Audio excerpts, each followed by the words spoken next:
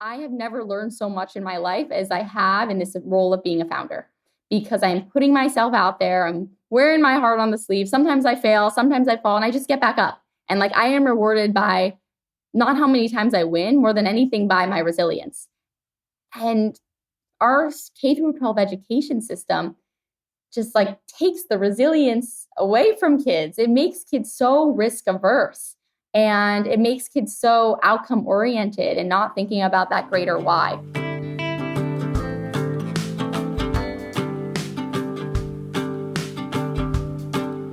Hello and welcome back to the podcast. I'm your host, Hannah Frankman. And on today's episode, I'm talking to Audrey Wisch. Audrey has a very interesting story. She was traditionally educated and she was your classic straight A student, super academic kid.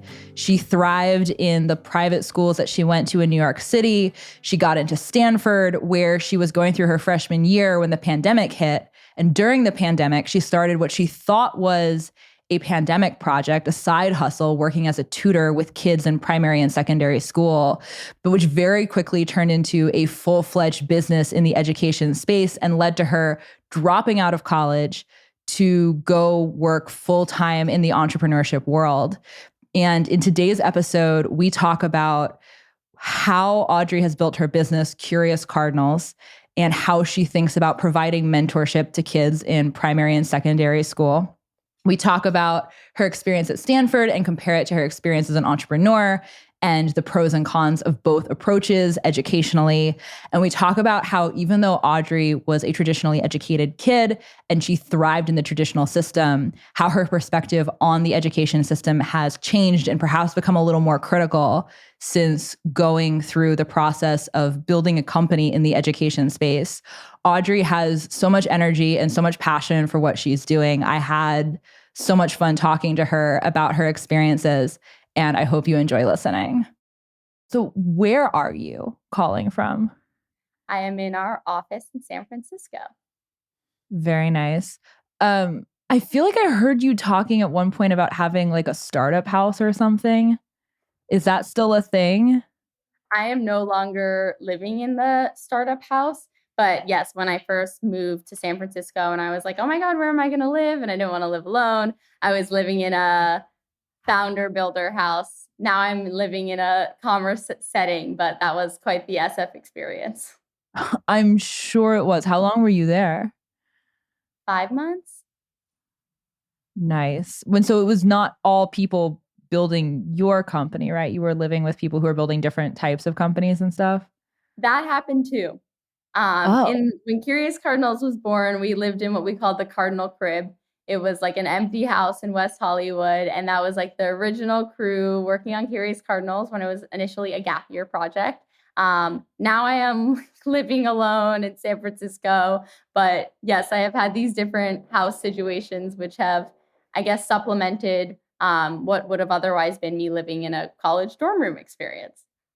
I feel like the way you tell this story, you're getting the classic college dropout entrepreneur experience. I know you're not officially a dropout, but you're getting the classic, like this is what they make movies about in Hollywood. It's like they dropped out of college and they went and lived in some hacker house in California somewhere and started building a company. And then the company explodes. Like I feel like we're still in the early stages of this story, but you've already got the narrative arc down. No, I am so not the archetype in so many ways. I am just so not that archetype, but yes, the Stanford of it all and some other details do make it seem as I am, but I am very much do not fit that mold. Wait, how so?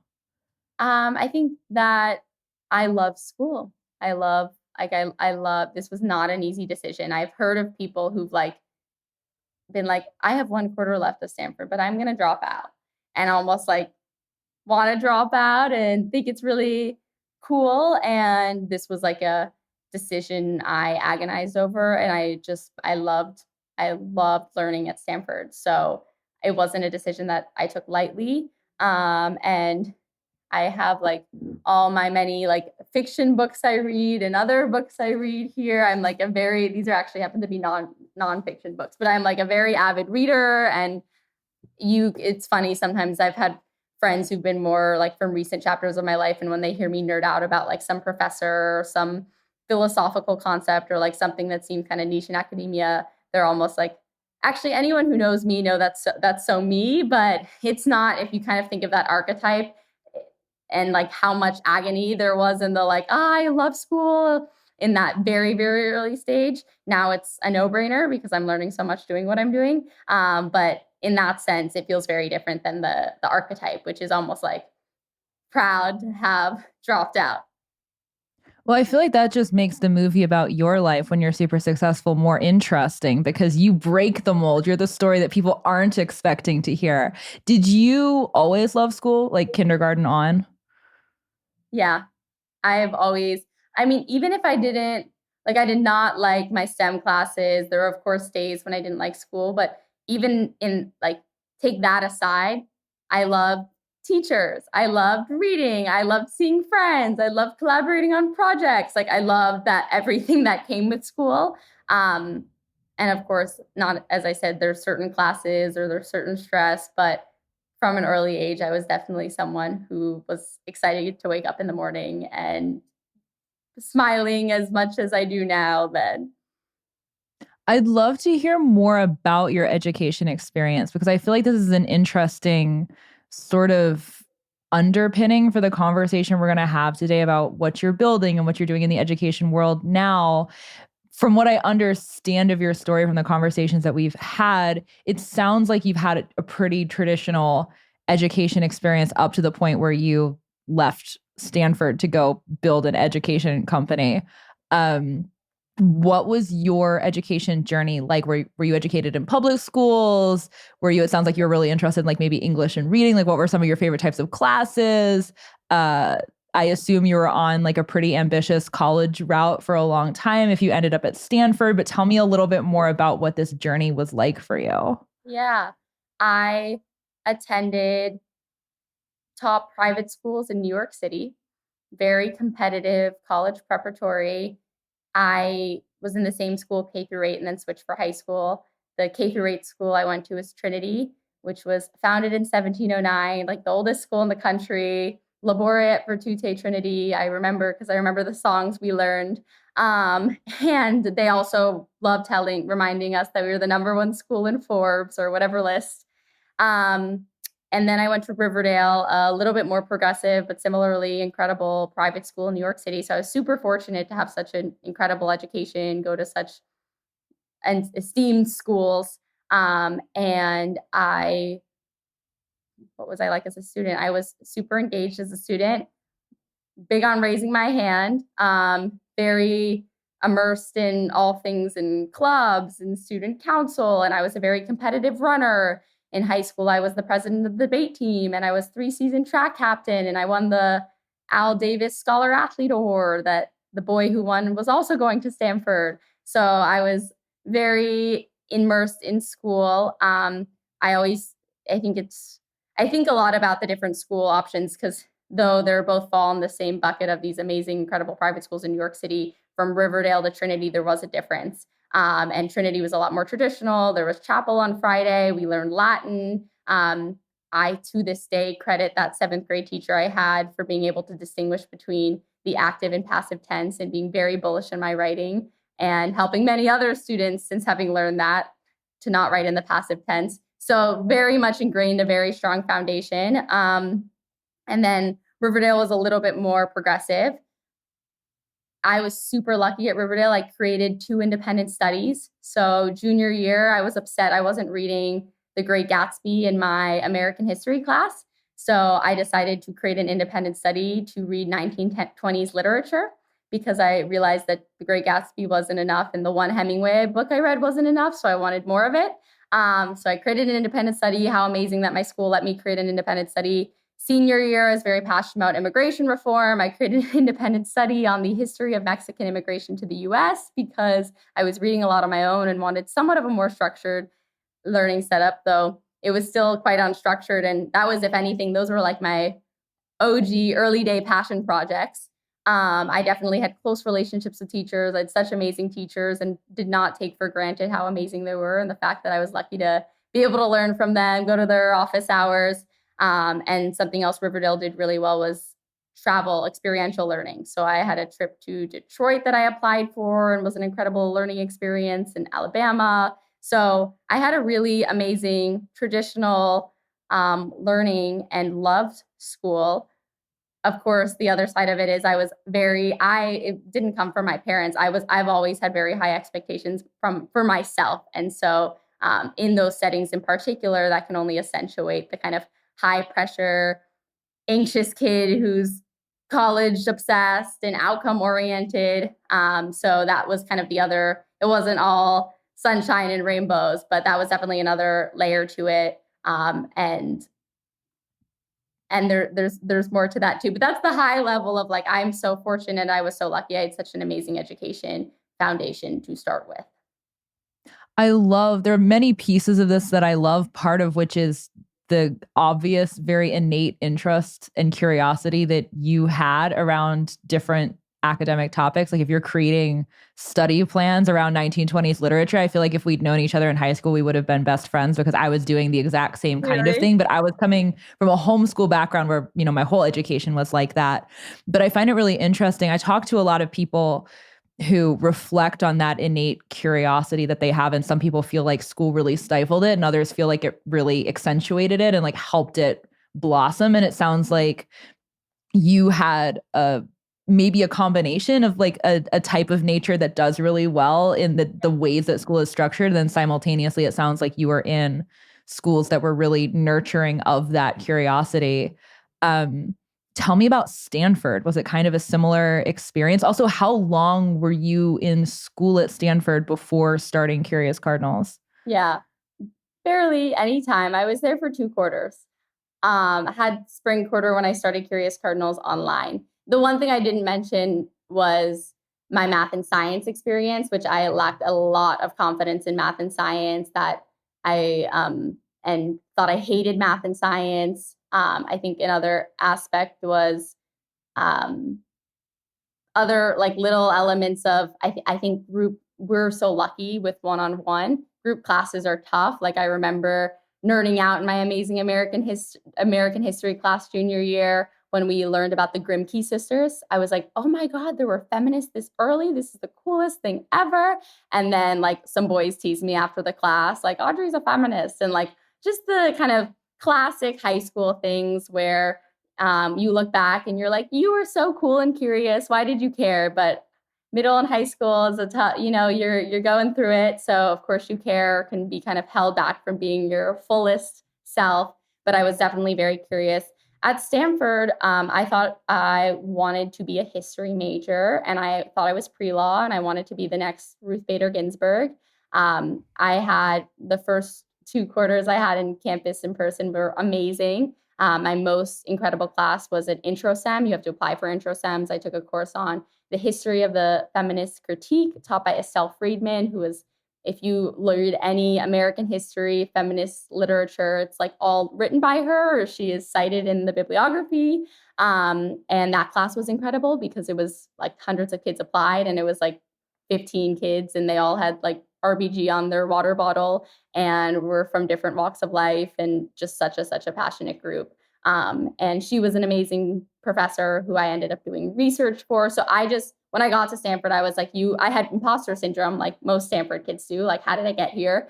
And I had this, like, I need to like squeeze the juice out of this lemon and make the most out of this opportunity because I am like the luckiest person in the world to be here. And so that is what I was like. I was like attending everything, staying for office hours. I was trying to just make the absolute most because I felt really fortunate to be there. And even, of course, as many do, doubting, like, do I deserve to be here, and wanted to make my mark to feel like I did.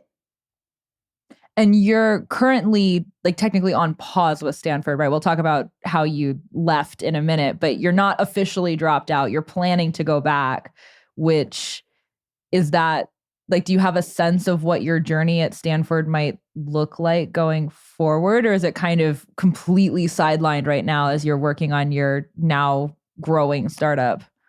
I tell people like, I'll go back one day. I'm not going back anytime soon. I go back could mean I'm going back in 20 years. I don't know when that opportunity will come. My someone sent me like a grandma graduating and she was like, this is going to be you. And I'm like, probably. So I don't know what it will look like. I do think I'm still like a humanities nerd. I love learning. Maybe I'd want to do the ethics and tech minor, which see, I actually have that book here. Big fans of Rob Reach and the ethics and tech department, which I had no entrepreneurial ambitions, interest, curiosity. I was always curious, but like interest when I came to Stanford. So that was not a scene I was like very excited by. So that might be the one difference. I'd want to minor in that or spend some more time in the D school. But the very small amount of time I had at Stanford was amazing. And I felt like I don't have any regrets. I like, as much as I said, I felt like I need to make the absolute most out of being here. I very much did. Wait, that's really interesting. So you had zero entrepreneurial ambitions before you started your company? So I met my co-founder in a 1-unit entrepreneur seminar that I joined because I had like someone said you should try some of the 1-unit seminars. I was like, I think that was the one class I didn't pay attention in and was like reading my history book in and could not care less about. That's so interesting. So Yeah. actually, before I ask you how Curious Cardinals came to be, can you give like the very quick elevator pitch of what it is to give us a little bit more context for the conversation we're going to have? Curious Cardinals connects K through 12 students to college age mentors to help them discover and pursue their passions, gain confidence, and unlock their greatest potential.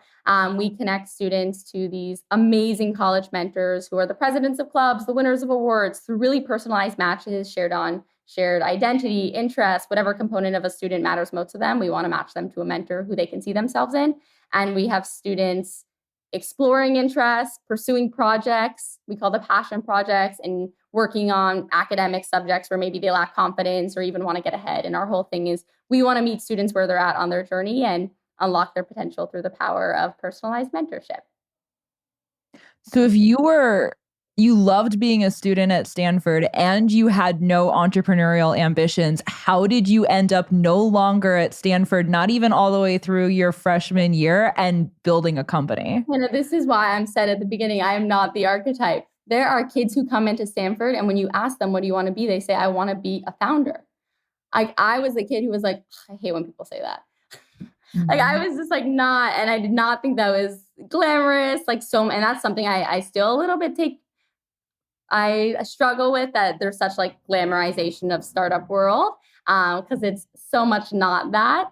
But I was not that person. How did that happen? I was always a very, very passionate person. My co-founder and I are so different. We're both incredibly passionate and obsessive and can get a little intense, but we are the type of people that like wake up every day and it's our passion that drives us and like fuels us with this sense of purpose. So when I started doing this and I was getting obsessed and spending all my time on it and talking about it nonstop, I was a little bit having an internal identity crisis. Like, is this not me?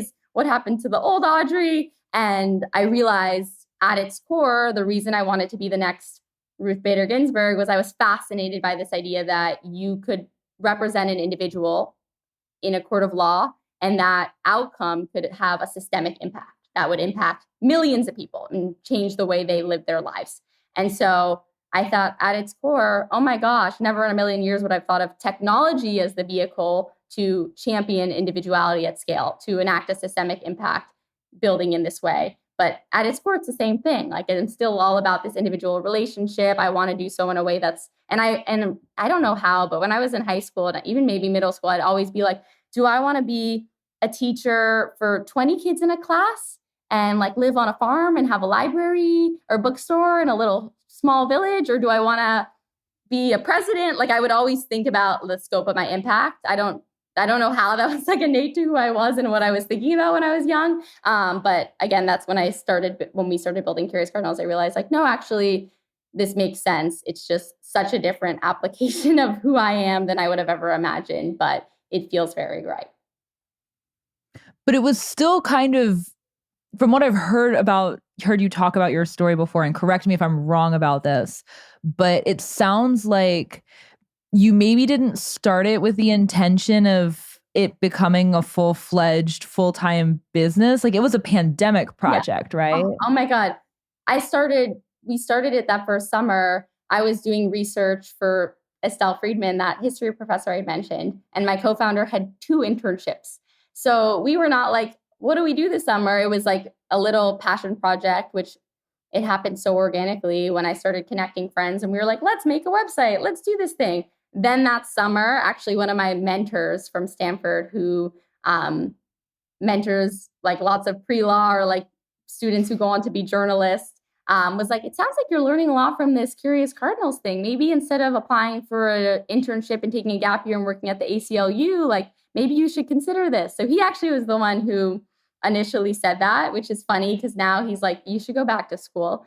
But I realized, wow, this is something really special. I was teaching courses on topics that tied back to that interest. I was teaching courses on mass incarceration. I taught an intro to law course where I got Erwin Chemerinsky, the most cited constitutional scholar, to be a guest. So I was like, oh, this all makes sense. This will fit in well to my law school narrative. So I never set out to leave school, do this full time. But I think when we saw, one, just how like on an individual level, like I was so passionate and this felt like I was fulfilling my purpose. And 2, the community, like the mentors are so phenomenal. The student stories that were coming out of it, the generosity and devotion of the parents, the full-time team members we were able to hire, like it's not about me. It's now we, and just so much bigger than myself. It was like, how could we leave this behind?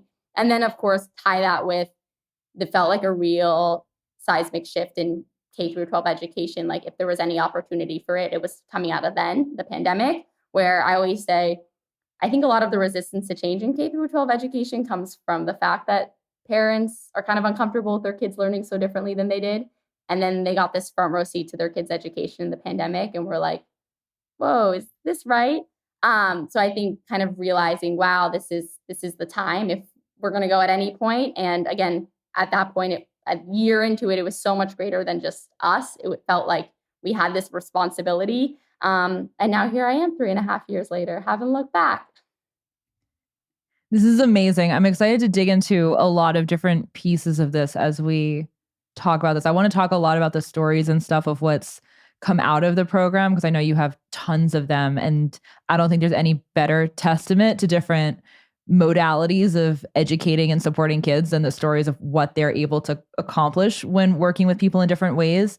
But I'm also really curious about some of the underlying premises and philosophies that caused you to build this in the first place, because basically what you're building is a mentorship program. So you're helping young people. Is it just high schoolers or is it middle and high schoolers? K through 12. We even have some K through 12. Okay. Mm-hmm. Amazing. So you're working with K through 12 kids, pairing them with college students as mentors. Yeah. Did you have strong experiences with mentors as a kid yourself that were formative for you and made you think that this was a really important thing to be providing to other people? Why the mentorship angle? That's a great question. My co-founder did. My co-founder was an aerospace engineer, and on 6th grade career day, no one went with the pilot, and he did. And that guy believed in him, invested in him, and he got his pilot's license at 16 years old and went on to be an aerospace engineer. And that mentor changed his life. I would say for me, I'm a 3rd child. So modeling and learning from my siblings, even if it wasn't explicit in just seeing like what they were doing or how they were interacting with my parents, was a very, very real aspect of me, like growing up quickly, figuring it out and seeing them like modeling. I joke when I was in like 1st grade, they would be watching totally inappropriate TV shows like Family Guy or whatever that I shouldn't have been watching. But I think I would look at how they were reacting to the TV and not even the TV. So I'd be like, I had no one to laugh because I was looking at them. And like, I would just figure out how to act older, to be in the spaces with them. And I think that was a big thing. And then while there wasn't necessarily, there's a few different people, there's of course so many positive influences I have, but I always was aspirational. Like I was a really competitive runner. I was very into running, thought I wanted to run in college. And I'd always have like, at the time it was like Mary Kane, who went to Bronx Science in New York. And she was like the #1 runner in the country. So I would like look up to her and follow her times.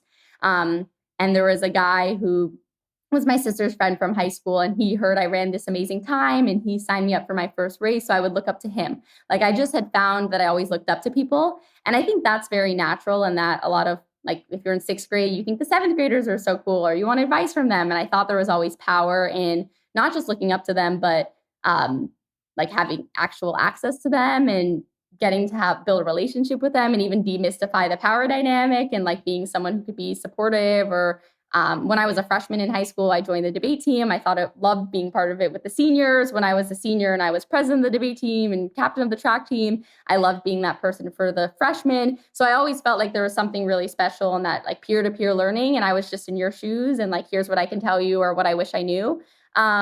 So I think I always knew there was power in that. I would say that the other key aspect, which is one of our core pillars at Curious Cardinals, is representation. That first feminist history class I took at Stanford, following that Grimke sisters mention I referenced, it was so empowering. I knew I wanted to be a history major because I love Marcus Garvey's quote, a people without its history is like a tree without its roots. And that's like why I just felt like I will understand how to pave a better future by understanding how we got to where we are today. That was kind of my thesis as to why history, and particularly for marginalized communities or stories that typically get neglected or are untold. And that class was like, I have the context to understand how we are here today.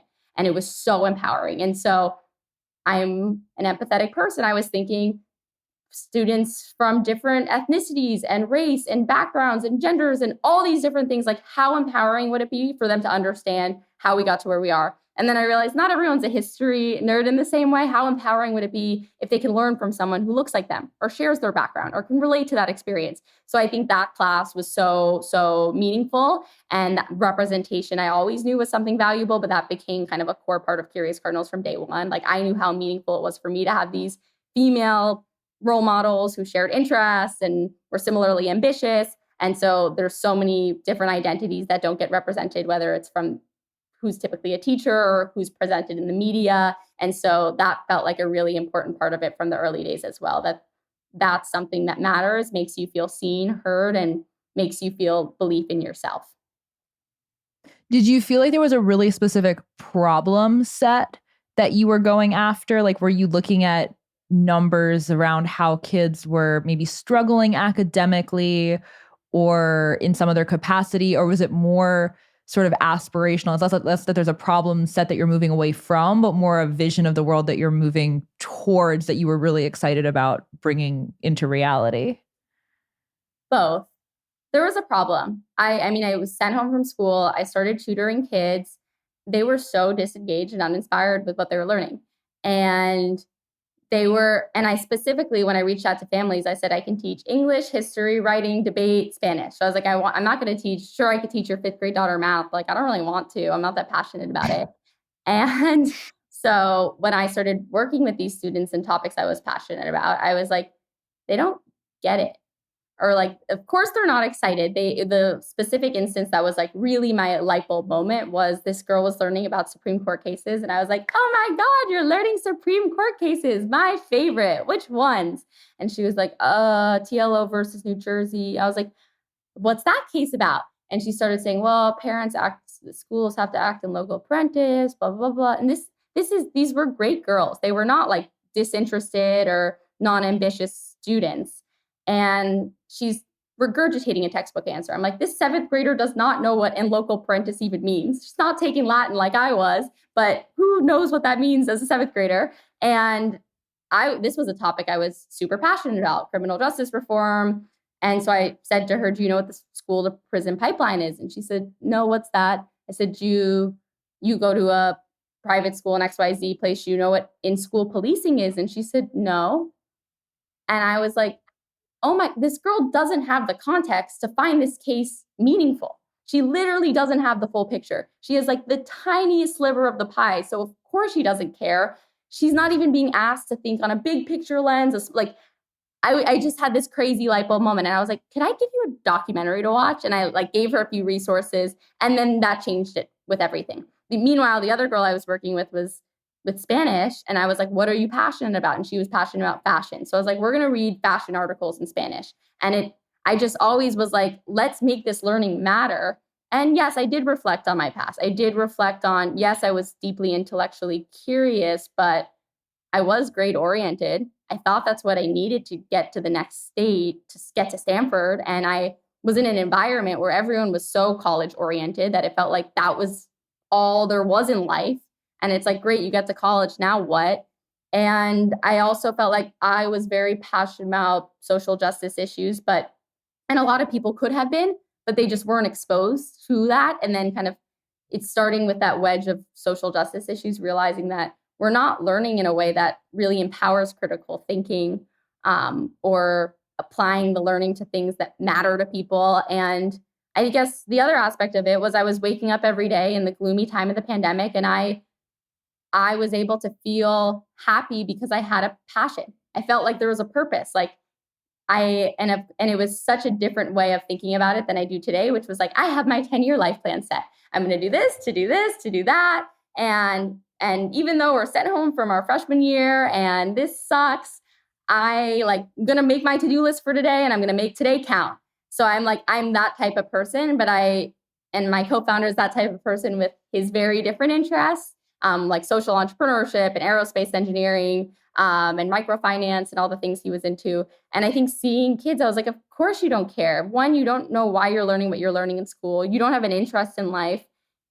I was lucky to be that type of kid who found interest and had those drive me, but most kids don't figure it out. I was reflecting on my own classmates and thinking, where do you figure it out? Like if you're interested in video games or fashion, there's not really an avenue to flex that interest in school or pursue it further.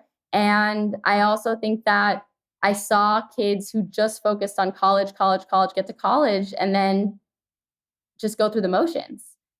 And I'm like, there's no intentionality here. Like, no one's asking why. Why are you learning that? Why do you want to be doing XYZ thing? And I just kind of, that pause, that pandemic of being sent home, which felt like I was having the best time of my life and I was on track and I had this path set.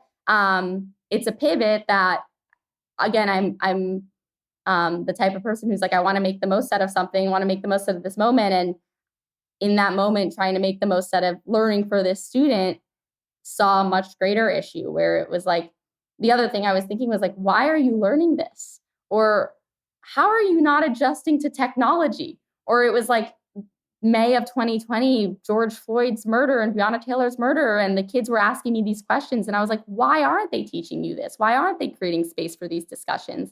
And so it started with all those micro learnings working with these two girls. And then they started telling more friends. And the first person, one of them asked for math help. And I was like, I'm not passionate about math. That's where Alec came in. That's how we started doing this together. But him working on math and starting applying it to how airplanes fly, we were just talking nonstop about, why do we teach in this way? And how did we figure it out? And so I think it was very much seeing it up front, what wasn't working, and then reflecting a little more and saying, we were lucky to have found those things, but most kids didn't or don't. And how incredible is this? This can help kids find that thing and feel that sense of purpose that we are so lucky to have.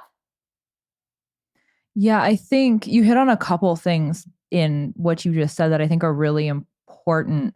One is the just lack of engagement for kids in the things that they're learning about because they just don't see the point, which is one of the really common criticisms in the alternative education world about what happens, particularly in public school, but in like more standardized institutional school in general.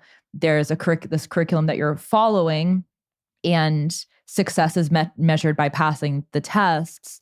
And so everyone gets hyper fixated on the test because that's the thing that predicates your ability to keep moving forward through the system and get the things that you want, that you think are necessary for being successful and happy, like getting into Stanford or whatever college you want to go to. But in the process of focusing on how well can you perform in the quiz at the end of the week or the test at the end of the semester, it's so easy to lose sight of why we're learning these things in the first place, which is a really common thread of conversation in the alternative education movement at large, which I'm sure you're very aware of now that you're in the space. But it's something that I think a lot of people either take for granted because they're it's just the way things are and it's how it was when they went through the system and they don't know any differently. Or maybe they are curious enough that they're able to draw these threads between the skill that they're learning and the real world application, like it sounds like you were naturally able to do. They're able to do that, so the deficit isn't as obvious to them. And I think during the pandemic, when a lot of people, you alluded to this earlier, when people got to see at home what their kids were doing in school, those gaps started to become really obvious. But I think you stumbled onto something that's a really important fundamental truth about how kids learn or don't learn. Because if you have no context, you're probably not going to remember what you're learning beyond the utility of being able to pass the test and move on to the next thing, because you just don't care enough to remember. But 100%. also you're going to, disengage from what you're learning. You're going to miss out on all of the possibilities of how you can apply this to the real world and how this leads to the next thing. And I know that's part of what you've started to build into Curious Cardinals too. I think it sounds like you started to build this in really early on when you had kids who were coming to you with things that they were interested in, or maybe things they weren't interested in, like they have to learn Spanish because they're supposed to, but actually they care about fashion. And so you figured out how to meld the two. But that passion discovery component feels like a really important underpinning of what you're building. And I'd love to hear more about how you think about that part of it philosophically, and also kind of like how you've systematize that. Because if I understand correctly, and correct me if I'm mistaken in my understanding of kind of like what the student journey is like with your mentors and with your company, but if I understand correctly, there's kind of, some people can come in with more of like a focused track, like, okay, I really just like, I'm looking for help with this particular area. But for some kids, it sounds like it is more of an explorative process where maybe you're melding multiple different things that they're interested in, or maybe they don't exactly know what lights them up because they've just gotten so used to the whole, we just memorize this and we repeat it and that's what learning is. And I'd love to hear more about how you've kind of built a system around this and like the different approaches you take with kids to help bring that fire and that curiosity back for them. Yeah, totally. Well, one thing I didn't speak to as much, and I don't need to get into it too extensively, but I was a very curious kid. Yes, math and science, not my subjects. I was in the honors math class, and I think it was 10th grade. I like failed the first test or something. There was maybe one other girl in the class. It was all boys in the class. I think after I thought maybe other kids failed that test too, but I was the only one crying after. And then someone was like, yeah, you should go to regular. And I went to regular, and every time I struggled with a math problem, these voices would seep into my head, like, you're stupid, you can't do it, oh my God. And then I would see Alec, who's my amazing co-founder, the aerospace engineer, do like a PSET in a computer science class. And I would see when he would get to that point, he'd almost be like, this is where the fun stuff starts. And I was like, oh my God. When I got there, I'd be like, shut down, you're stupid, you can't do it, you can't do it. And I was like, how did you, what did I miss?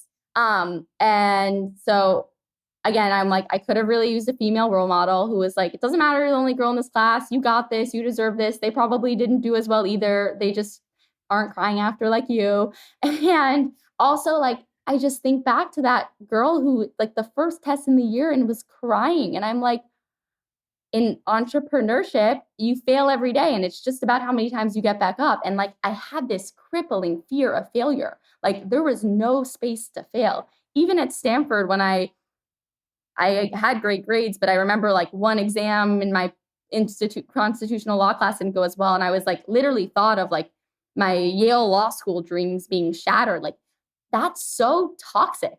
That is so not nurturing leaders or innovators or creatives. That just makes you feel like you're going to mess up and you're going to fall. And even now, like, how much of my life and my work is iteration. Yes, I would look at the teacher comments, but I remember when they passed back those essays, and you don't even look through the teacher comments, go to the back to see what the grade was. And so I just realized this is an environment where I was lucky in the classes I thrived in. Yes, I could run with my intellectual curiosity, but in those I didn't, how much I just shut down and didn't see myself. And so our approach to exposure, I think, is a few things. One is this hope of cultivating an environment where you can fail. And as I said, whether it's that fear of that bad grade, because I say I didn't take computer science in high school, not because I wasn't interested, but because I thought maybe I'll get a bad grade and it'll tarnish my chance of getting into Stanford, which is such a terrible reason not to try something. But maybe it's that fear of judgment. When I nerded out over the Grimke sisters and some boys after class made fun of me for Audrey the feminist. What I think that often school is an environment that holds kids back. They care about judgment. They fear failure. There's just so many things that they can't just show up with an authentic, like, I'm ready to learn. Let's absorb it. Let's try it. Let's inquire. Let's share our thoughts. And so I think that was so much at the core of this is like, can we cultivate a space where a kid feels safe to ask, safe to fail, and safe to be inspired, safe to be vulnerable. And so we realized a way to do that was by matching a kid with someone who wasn't too much older in age than themselves, was by matching them to someone they had shared commonalities with, whether that was identity, gender, personality, a love for video games. And then we always want to meet them where they're at. So we have these 3 tracks at Curious Cardinals: the exploratory journey, passion project, academic mentorship. And some parents come in and say, we ask what does success look like in all of our consultation calls, but some parents come in and say success looks like helping my kid gain confidence. And for one kid, that looks like having support in math, having an academic math mentor, because they lack a lot of confidence. It's almost crippling. They can't even think about other things. For another kid, that might mean helping them find an interest when they find an interest working on a project, because we've seen kids gain confidence by working on these long-term projects. But it's not this K-12 education is a one-size-fits-all solution. And that is not our approach. Our approach is every kid is different. Especially some kids have learning differences. Some kids love STEM, some love humanities, some have a confidence issue, others are super disengaged, others can't stop scrolling on their phone. Like, every kid is in a different phase. And our approach is, let's meet a kid where they're at. Let's make them feel validated and seen. I think so much of this system often makes kids feel the antithesis of that. And so sometimes that looks like a kid coming in and saying, we ask, what are you interested? We go through all the questions. And then this is a kid, Matthew. We said, what are you interested? He said, I don't know. I said, what do you like to do in your free time when no one's telling you what to do? We peel the onion, we call it. We have these series of questions. So if they don't answer like the most basic one, we keep going. Sometimes it's like, you like TikTok. What videos do you watch on TikTok? Matthew said he liked to play video games. And we were like, and I think his dad was like, oh, come on, Matthew. His dad's amazing and very supportive. But any parents, like, get off the video games. And we said, what if you could learn how to code a video game? And he was like, that'd be pretty cool. Matthew went on to code a video game that is more impressive than what peers of mine who are software engineers at Stanford could build. He didn't only code the video game, because after that exploratory journey, he was hooked. He was like, I'm in, this is awesome. He learned how to design a video game and do the animations. He worked with an entrepreneurship mentor to plan his go-to-market launch so he'd actually get players for the game. And his dad texted me yesterday that he just got to college and some thank you, which is like the sweetest thing ever. Saying like he wouldn't be here today without Curious Cardinals. But this is a kid who didn't feel seen and was disengaged. And we found a way to meet him where he was at and not make him feel like everything he was doing was wrong, or it didn't fit in the boxes, or there wasn't a club in school to fit this interest. But we were like, that's great. Let's start with that. Like, okay. And then he was able to see what he was capable of. And then he worked on something for 1.5 years. I think that's another thing. In school, you're assigned something by a teacher. It's due in 2 weeks. You don't learn self-initiative. You don't learn that great things take time, and Rome wasn't built in a day. And that process of finding an interest, and that's like that excitement. That's that initial like, oh my God, there's something out there for me. Or like, there is something I can get jazzed up about. And then working on something and learning that great things take time, and look what you're capable of when you find something you care about, is just one example of how like really meeting kids where they're at on that journey, because everyone's in a different phase, can result in really phenomenal transformation. So you said that there are 3 different tracks Yeah. that students can take when they enter your program. Can you walk us through what those 3 look like? Yeah. So exploratory journey, passion project, and academic mentorship. The exploratory journey is for students who don't know what they're doing or have a vague idea of an interest. This is an opportunity to embark on guided exploration with your mentor. The thing here, I think, is some kids, as I said, fear trying because there's a ramification of a bad grade, or there just feels like something that's irreversible. And I always say the worst thing that can happen here is you figure out you don't like something, and that's amazing. That's a data point on what you like and what you don't like to help you go forward. So that's, again, that environment, like really cultivating an environment where a kid can explore and be open-minded. But we have kids on the exploratory journey exploring who want to be a doctor, or learning about human behavioral biology or the healthcare system, learning about entrepreneurship, learning about sports analytics. That's super popular for kids who love sports. Sports analytics and sports journalism, very popular. Learning about climate change. A lot of kids too have interests because maybe their parent pursues a job that ties to that interest, or they read something in the news, but they don't actually know what it is or what it looks like or what to do with it. So this is an opportunity to immerse yourself. Our hope is that exploratory journey will culminate in a passion project. But we are all about intrinsic motivation. So sometimes it takes a few exploratory journeys to figure it out. The next is the passion project. And that's like, you have a passion, you have an interest. Here's an opportunity to do something with it. Here's an opportunity to have an idea and learn how to bring it to life. Because you'd be surprised because you've created something so amazing. But a lot of kids have ideas and don't really know how to bring them to fruition. And it's super empowering to learn project management, how to set goals, executive function and study skills that go into it, all the things that go into making something come to life and this idea becoming tangible. And so in the Passion Project, we have kids building blogs, podcasts, video games, all these really cool different endeavors that are personalized to their interests. And the mentor is working with them to hold them accountable, to fill in the gaps of their knowledge where it's lacking, and to guide them through the process with inspiration and someone who believes in them, who's there like, you got this, we're going to make this possible. And then the third track is academic mentorship, which at Curious Cardinals, we say tutoring is the T word because tutoring has the connotation of being a little transactional, like a remedy for Friday's test. And our approach is not that. We will not have you like a one-off session before your essay or test is due. That's not what this is about. But like in my case, it didn't come down to my competence in math. It was really my confidence. And if I was working with someone and developed a relationship with them and trusted them, and again, it's often also about the messenger. Like parents can say things to their kids, but when mom or dad says it, it's like it goes in one ear and out the next. But if I had someone who I look up to, who I had a relationship with, and who was able to identify that point I got to where Alec was like, fun stuff happens, and I shut down and was like, Audrey, this is about your belief in yourself, and you can do this, and help me work through the steps. And again, so much of Curious Cardinals is not teaching kids what to think, but teaching them how to think. If I could have had a mentor to teach me how to think about math and how to be a student, and actually how cool some of these applications would be to starting my own dream business one day or solving legal issues. There's so many ways math could have been applied to my interests and the data behind it and so on and so forth. That could have been a total game changer for me. So for students who lack confidence in a subject, or sometimes students who are super into a subject and want to get ahead, that's the academic mentorship track. And it's funny, there's a few kids. It was like 2 kids I spoke to. I was doing a lot of catch-ups with kids when I could. In the midst of back to school season craze we were just talking about. And there were like 2 kids I spoke to who were like, I didn't improve as much. I really liked my mentor. I looked at their dashboard and they would only meet before the test or essay. And I was like, you're not supposed to do that. And they were like, that's not what we do at Curious Cardinals. And they were like, what? Why is that a problem? I was like, because you're not going to get better when you just get help before the test. That's like when the fire's on, like not doing anything preventative or anything that's actually foundational, like you're not going to learn in that way. So there's no wonder you didn't improve in that class. Like that's not where the learning happens the night before Friday's test. It happens over time, and it happens understanding who you are and what your struggles are, and making sure that the week by week understanding is strong.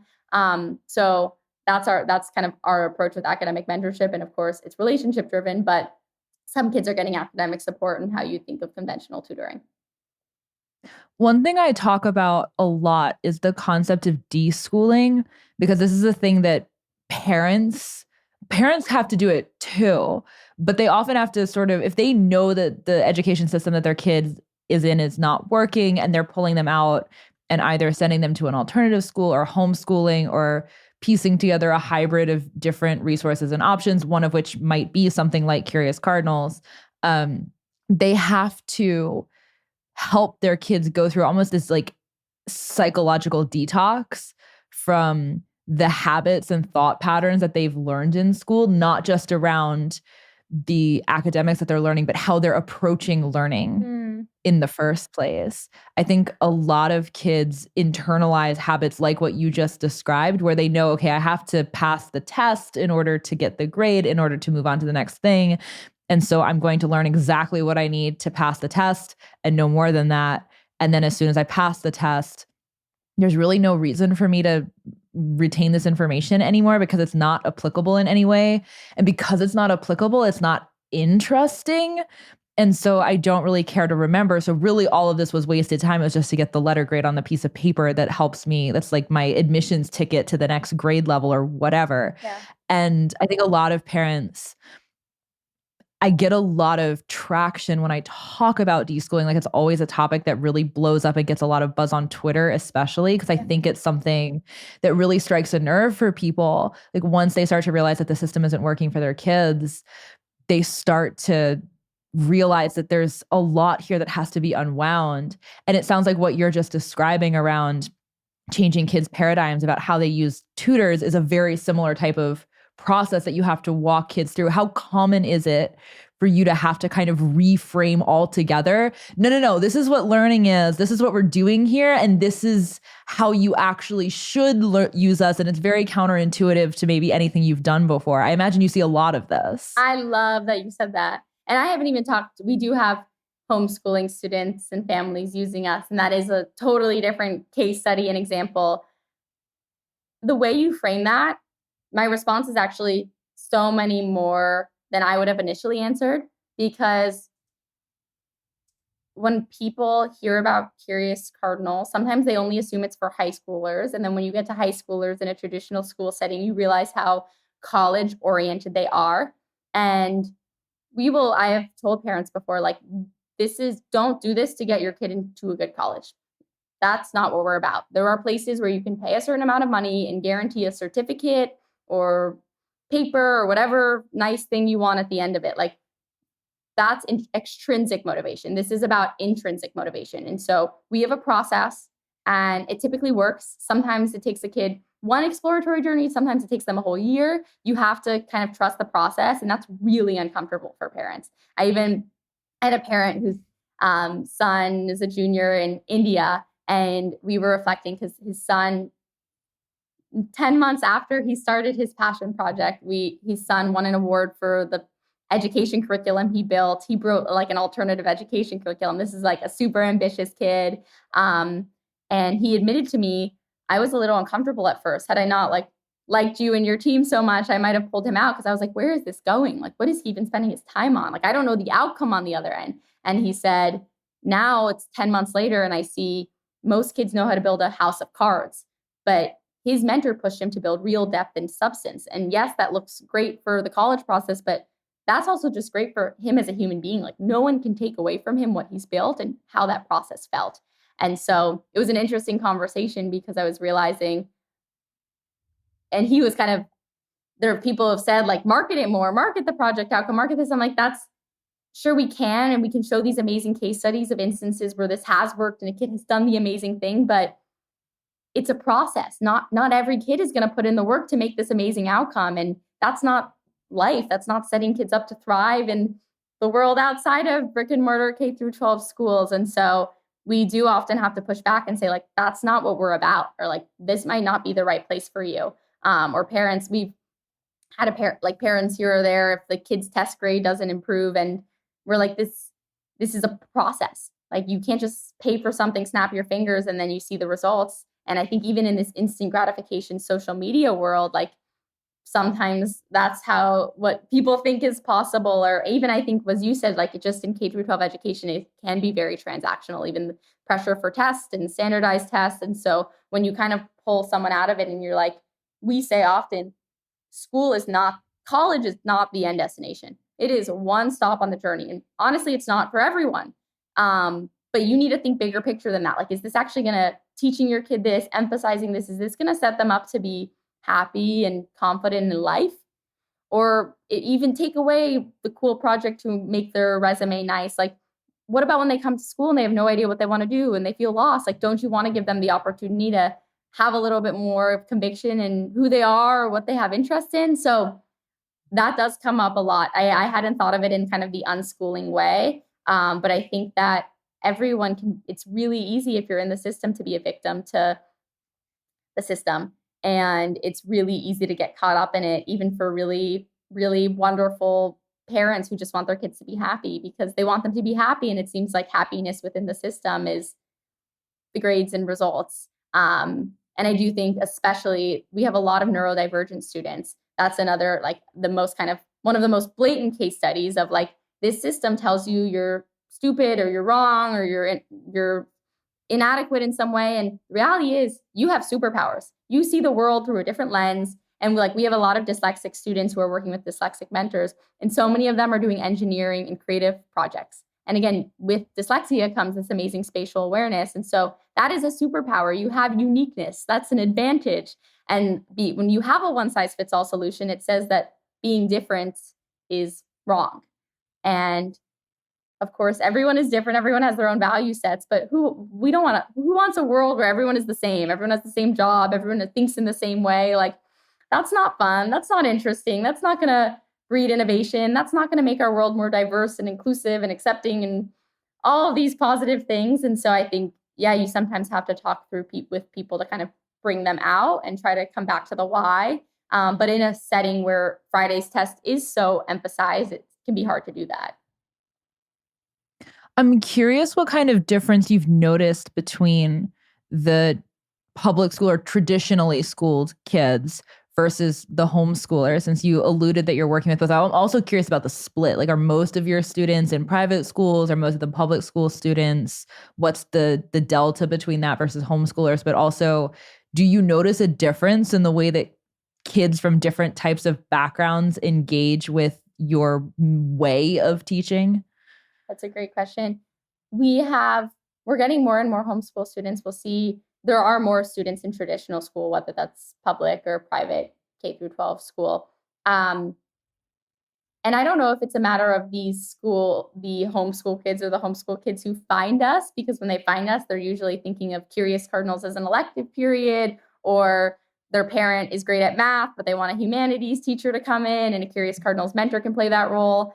Our homeschool kids have been phenomenal, and it's been so, so incredible to see what they can accomplish. We had a student who was struggling in her traditional school, and she's a big athlete, and so her parents took her out of that, and she did homeschooling, and she worked with some Curious Cardinals mentors to put that schedule together. And she was a fifth grader. She like did 2 years of math in like 3 months. It was crazy, but because you are no longer moving at the pace of the slowest kid in the class, because there's not these other distractions. Like, as I said, in middle school, maybe you care about raising your hand because of what the other kid thinks, or you're learning in a way that's not of interest to you, or there's a topic that excites you, but you're still, as I said, focused on what the other kid's struggling with.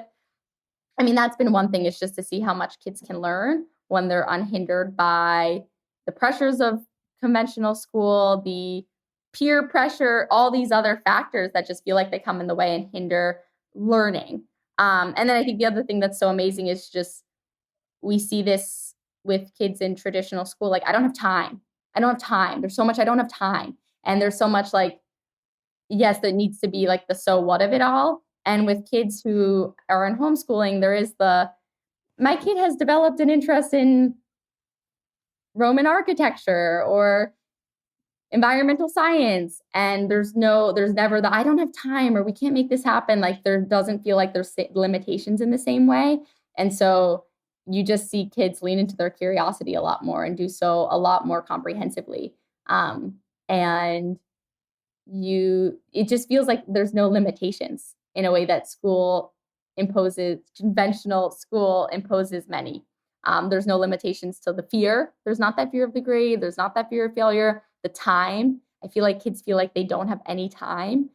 And the pressure, and then the judgment of other peers, or kind of, as I said, all those social dynamics that really do come into play. And it feels like that environment I talked about up front, of that environment that is like most ripe for authenticity and vulnerability and exploration. So our homeschool students, I, like my co-founder, I'm like, can you imagine learning this? Like, can you imagine this being your school? It's just so awesome. And it's so inspiring to see a kid where it feels like there really are no limitations to what they can do, what they can learn, and how they're going to run with it.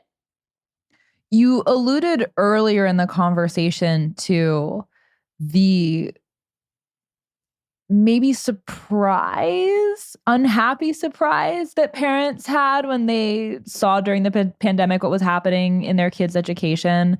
And it's also interesting hearing you talk about your own experience interacting with these kids as someone who really thrived in the education system and maybe didn't feel some of these pain points quite as acutely as some of these kids that you're working with now have, or maybe didn't realize at the time that you were experiencing these pain points, like you felt like you were having a really great experience. In retrospect, maybe you're like, yeah, some of these things maybe weren't great, but I didn't know it. They weren't hurting me that badly in the moment. I'm really curious how this has shifted your perception of education, the way we do education in America more Oh my broadly gosh. over the past 3.5 years of building Hannah, this. do we have like 3 more hours? It is like, We can do a follow-up conversation, but give me the teasers. let me just say, so I talked about myself. I was a very good student. My co-founder had like the number one GPA in his high school of 250 kids. And like his resume, his SAT score, it's like a joke. It's freakish. And so when you talked about unlearning, I actually did think a lot about how we both have had to unlearn in certain ways and how results oriented, or even if we had all these other intellectual curiosities, we were still in this system and motivated by what is rewarded in this system. And so many learnings. And I think it comes back to like what made me comfortable to make the shift to do Curious Cardinals full time was one, that impact, like the we of it all. That is, this is just so much greater than myself. And how inspiring is that to be doing something in a way that's so much greater than myself and my grade and my singular experience. But two, I was learning. I learned so much. I have never learned so much in my life as I have in this role of being a founder, because I'm putting myself out there. I'm wearing my heart on the sleeve. Sometimes I fail, sometimes I fall, and I just get back up. And like I am rewarded by not how many times I win, more than anything by my resilience. And our K through 12 education system just like takes the resilience away from kids. It makes kids so risk averse, and it makes kids so outcome oriented and not thinking about that greater why. I think the other thing is, with the student engagement, is the world around us is changing rapidly and our school system isn't. A year and a half, 2 years ago, I spoke at a course at Stanford Business School, and the person who spoke before me was the founding EdTech venture capital partner. And someone asked him, what is the greatest trend in K through 12 education? And he replied, K through 12 student engagement is falling off a cliff like never before. And then that couldn't have been better scripted for me to then go on to tell my founding story, where I observed this disengagement. I literally saw these kids who were so disengaged with what they were learning. And it's about the why of it all. And it's transactional and this environment that can instill fear, but it's also, these kids grew up on social media. These kids grew up with iPads. They could use technology before they could speak. And there's so much opportunity. There's so much that we can fear from that, but there's also so much opportunity. We live in a world where kids can access any information out there. There's limitless information. And so never has there been more of a ripe time to say, let's not teach kids what to think. They can find that all. Let's teach them how to think. Let's teach them how to solve problems, how to innovate, how to do good. So that's one aspect of it, of like this digital age and adjusting accordingly. That's such a benefit of this digital age.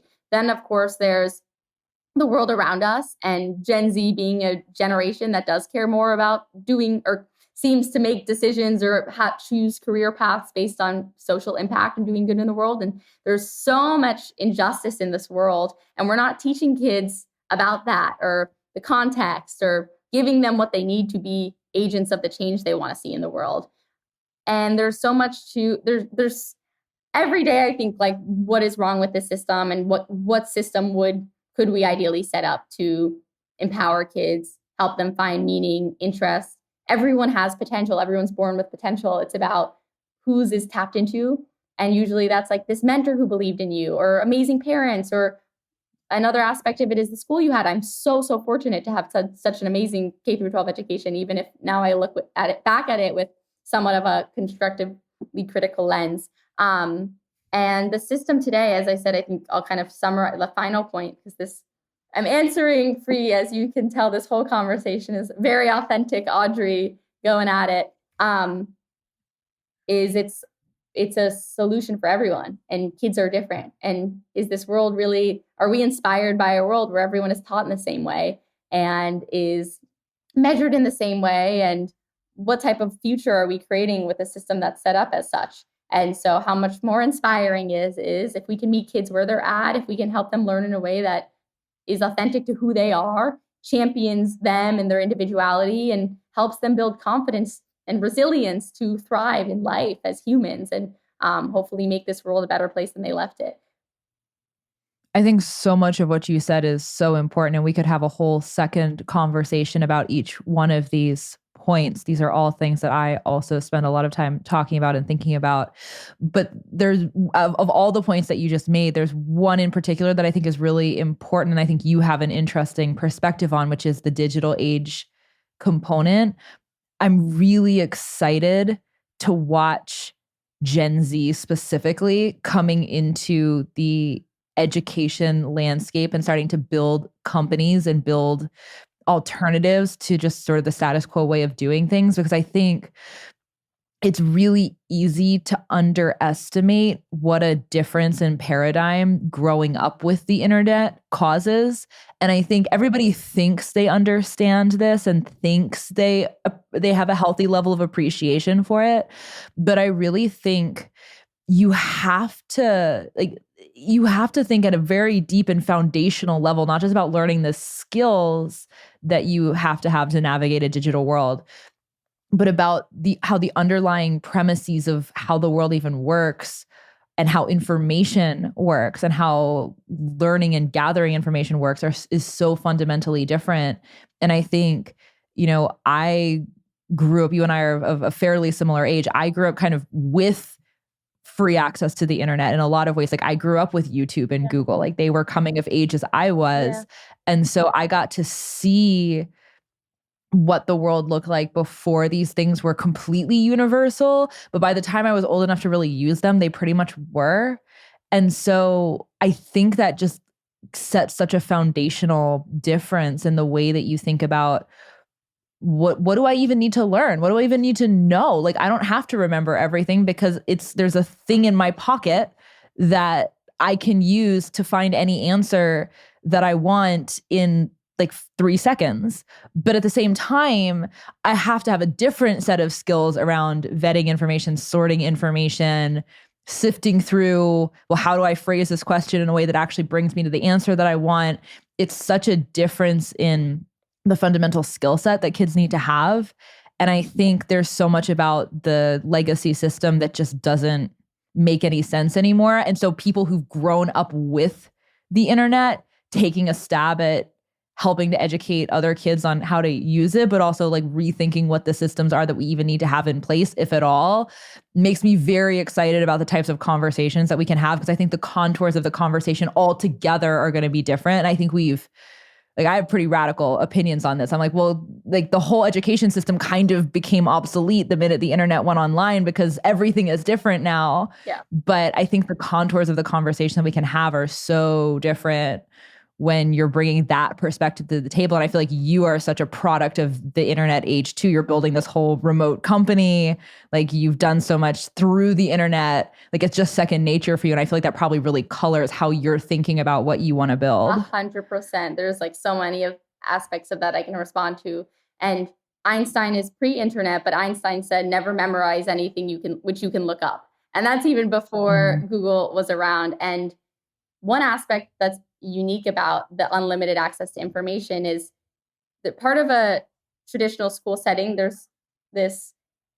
can feel pressure for teachers to have to know the answer for everything. And I was actually teaching a workshop about how to use AI and AI in education to parents and high schoolers last week. And one of them asked me a question I didn't know the answer to.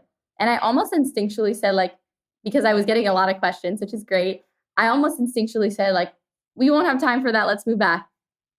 And I was like, oh my God, I just did that teacher thing. Remember when you were little and you asked the question, they said they don't know time for that. And I was like, did they say that because they didn't know the answer? Or we actually didn't have time for that? And I said, you know what? Actually, that's not true. I don't I said we don't have time for that because I don't know the answer and it would have to take me a little more time to think. But let's all pull out ChatGPT and ask it.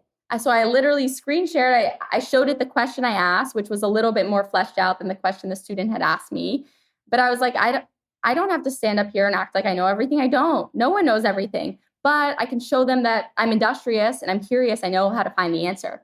And that's something we tell our mentors too. Like, you don't have to know everything, but when you have to do that Google search, screen share. Like, show your kid what you search. Show them that they don't have to know the answer, but they can figure it out.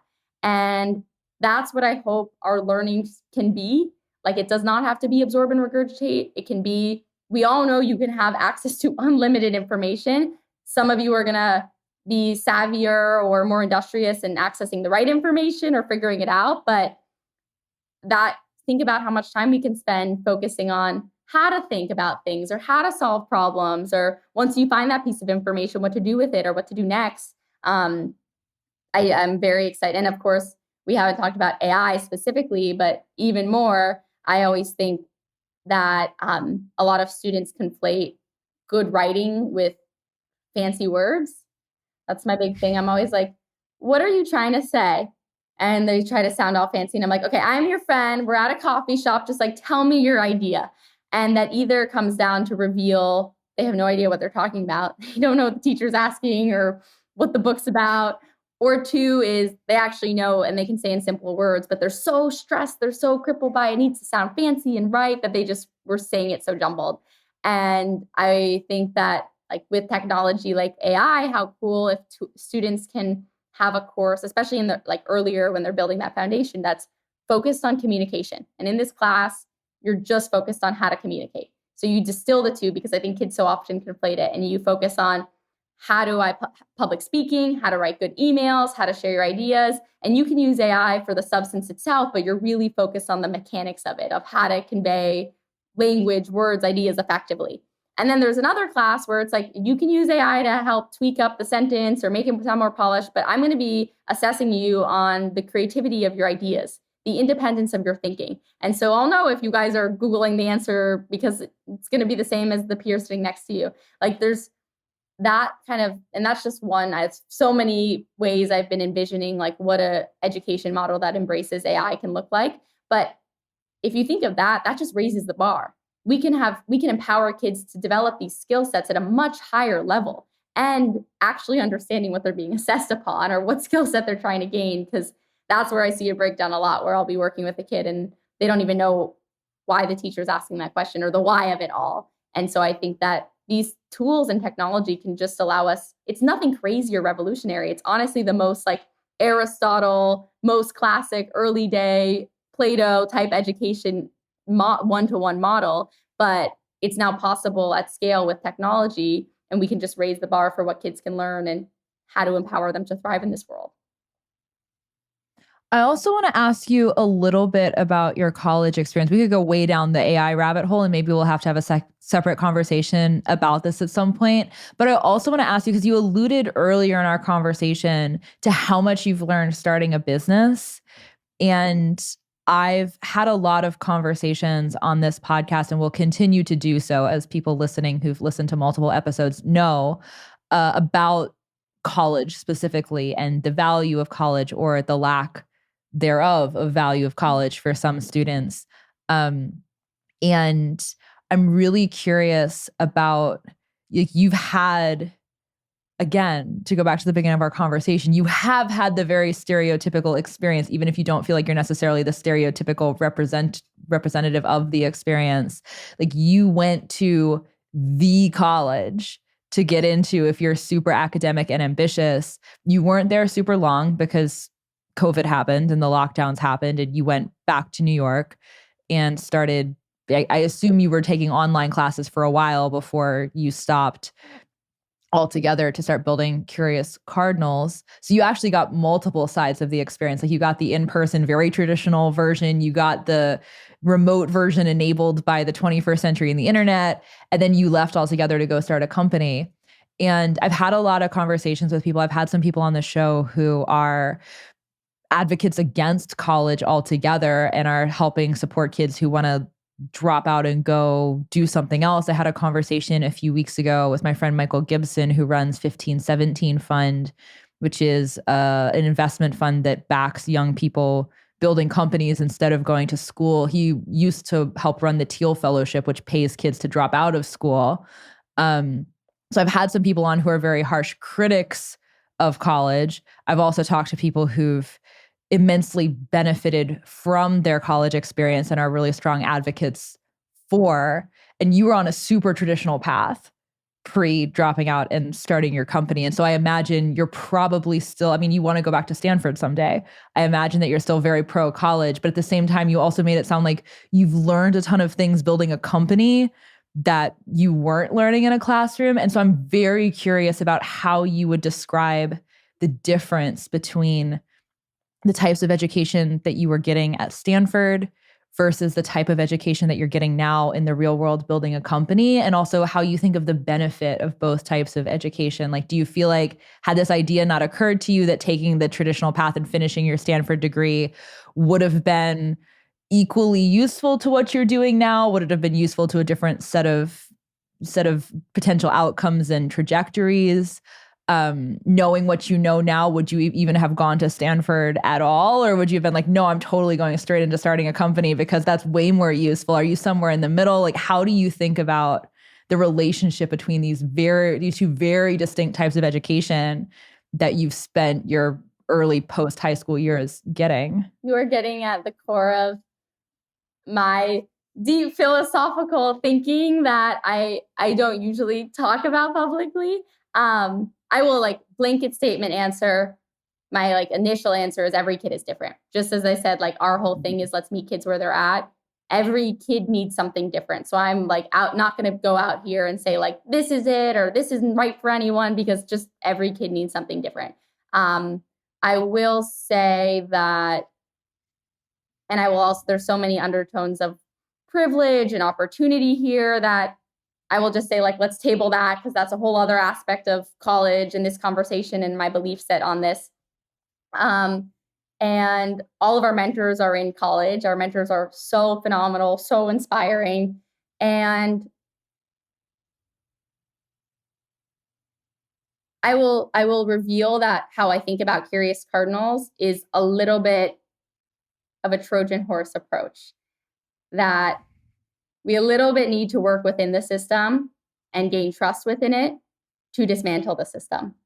And so, as you've talked about unschooling, yes, some people, and I'm like, awesome, some people are ready to abandon these belief sets that have been ingrained in them from an early day, and it's easy for them to do that, and they're comfortable being that bold, and that's so awesome, and I so admire and respect that. And then there's other people who are really uncomfortable with it.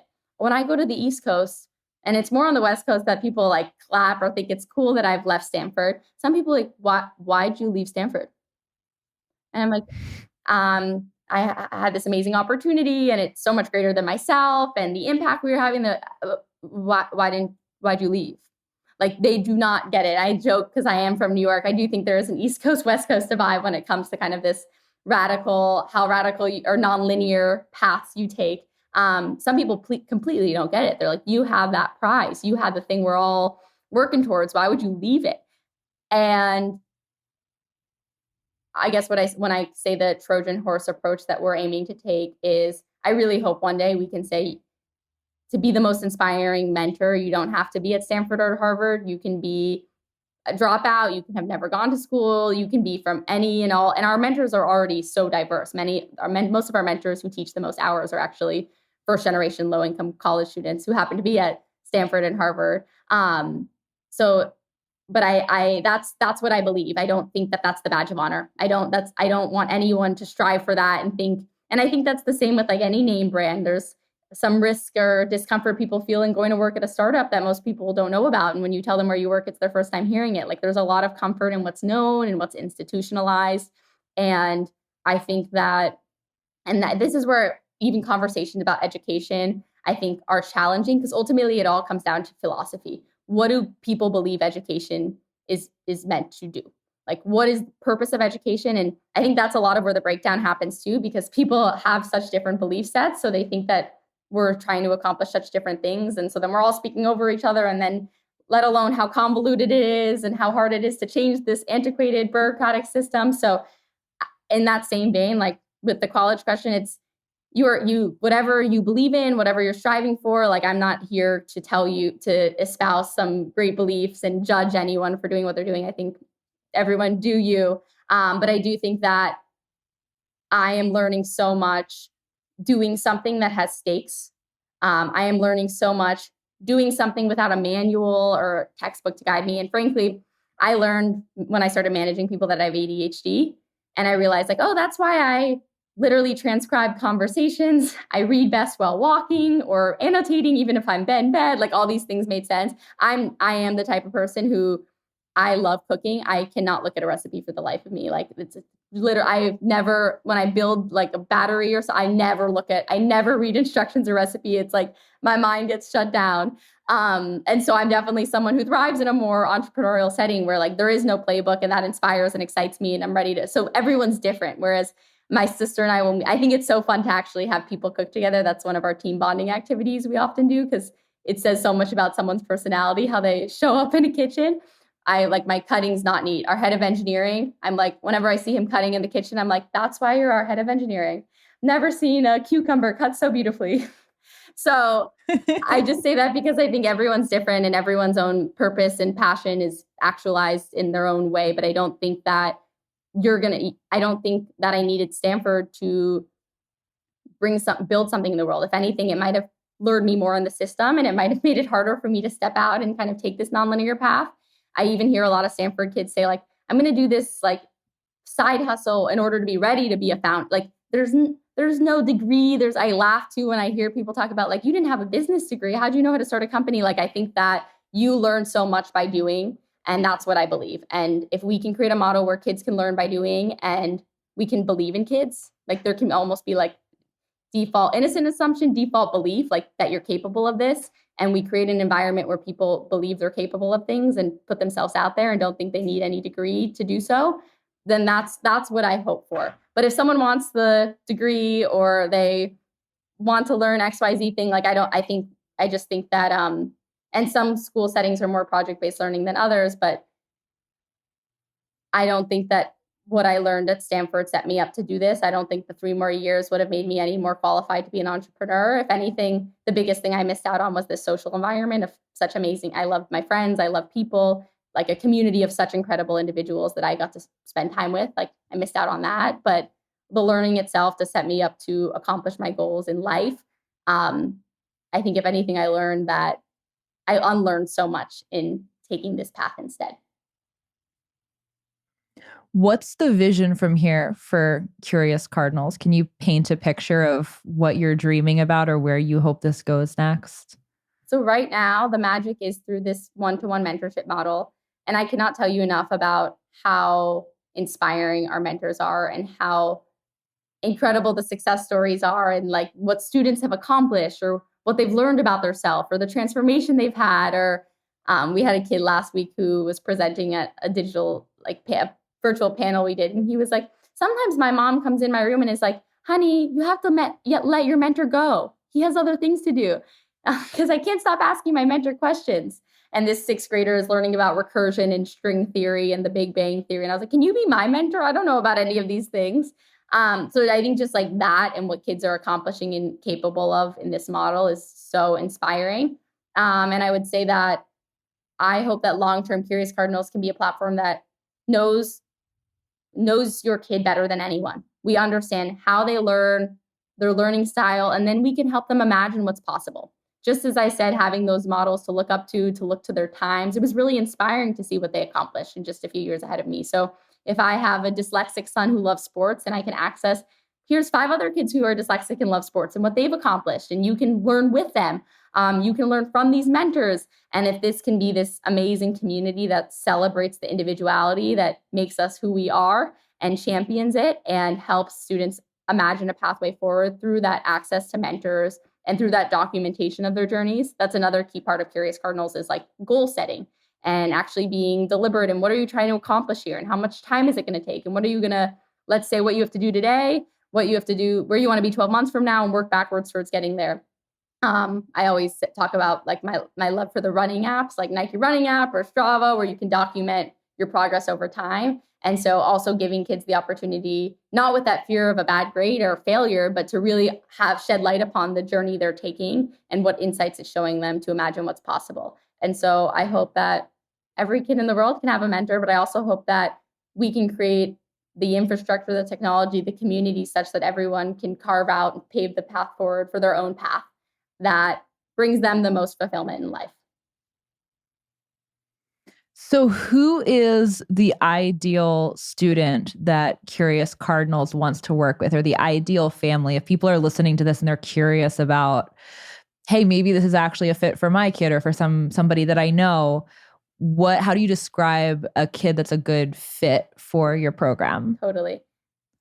I would kind of paint the two sides of the spectrum. There is the kid who's struggling, who maybe school doesn't feel right for them. They're disengaged. School doesn't feel like it matters. Maybe whether they play video games or they love sports or they have these other niche interests that school doesn't kind of create space for or validate. And they could really benefit from building confidence. They could really benefit from building skills like executive function and how to make your to-do list and all these things that are kind of like the foundational skills to be able to actualize your dreams in life. And could really benefit from a positive role model who tells them that working hard is cool and having an interest and going all at it is super awesome. I think that struggling kid, the disengaged kid, really can thrive at Curious Cardinals. It can be a space for them to kind of spark that flame. And then on the other side, there's like the homeschool kid or the overambitious kid who just like bursting with curiosity. Like high school Audrey, yes, I could have used an academic math mentor because I lacked a lot of confidence in math, but I could have also used a mentor to learn about immigration or Supreme Court or about environment or all these different things I had interest in. And it's like an intellectual playground for that ambitious, curious kid. There's just no limit to what you can learn and the caliber of mentors who you can learn from. Like I cannot tell you, I am so inspired learning from these mentors. Sometimes I'm like, guys, I need to like sign up, and parents when they meet the mentors are like, can we get mentors? And I'm like, no, we're focusing on kids. But when I think about like, yeah, let's flip the script. Anyone could be learners. Anyone could be teachers. Like, hell yeah, you can get a mentor. But the mentors are just so inspiring. We're really thoughtful in our approach for selecting for them, interviewing them, onboarding them, and supporting with them with the tools. So if you are that curious kid, like Curious Cardinals is your intellectual playground to just run wild with these beyond inspiring young adults who will serve as your kid's mentor. And you are the sum of who you surround yourself with. And you can't control who your kid sits with in the cafeteria or in a homeschooling setting, whatever that equivalent is, or who they're following on social media. But if you can insert this positive role model in their life that believes in them, and like there's nothing better. So I would paint kind of those two points of the spectrum. And how it works, you can come to our website, you sign up for a consultation call. We're really thoughtful in the process. Our approach is to really understand who your child is. If you just have a goal like, I want my kid to gain confidence, or I want them to work on their writing skills, or I want them to explore their interests, you can come with that and we'll simplify it for you. You don't need to know what track you're doing. Like come sign up for a free consultation call and we'll make the journey as clear cut for you as possible. We'll share a personalized recommendation match from our 500 mentors. We'll share a learning plan and you'll go from there. And then there's a platform and mentors submit post-session lesson notes so you can see what we learned, how we're making progress, areas for growth. We ask mentors to share what's a question a parent can ask at the dinner table to continue their learning outside of the session. So it's a pretty comprehensive process. And our goal is to just be as thoughtful as we can in giving you a sense for who your kid is, making a mentor match accordingly, and then showing the progress they're making and all that they're capable of when you start with Curious Cardinals and continue on. Is there anywhere besides the Curious Cardinals website that you would send people to learn more about what you're doing or about you, or is the website the best starting place? Go to the Instagram, Curious Cardinals, or the LinkedIn. Follow us, subscribe to the newsletter. Our newsletter has a lot of fun insights, a lot of inspiring stories. So stay connected with us on social or via our newsletter. And that's a great way to, even if you're not ready to sign up necessarily, we have a lot of events, digital and in person, so you can engage with our community in other ways. This has been such a great conversation. Thank you so much for taking the time, Audrey. Thank you so much for having me, for creating the space, and for all the thoughtful questions. Oh, my absolute pleasure.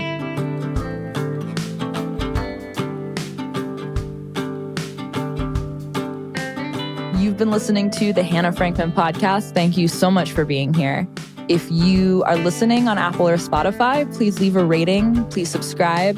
If you're watching on YouTube, please like, subscribe, leave a comment. Let me know what you think. That's it for this week. I'll see you next week, friends.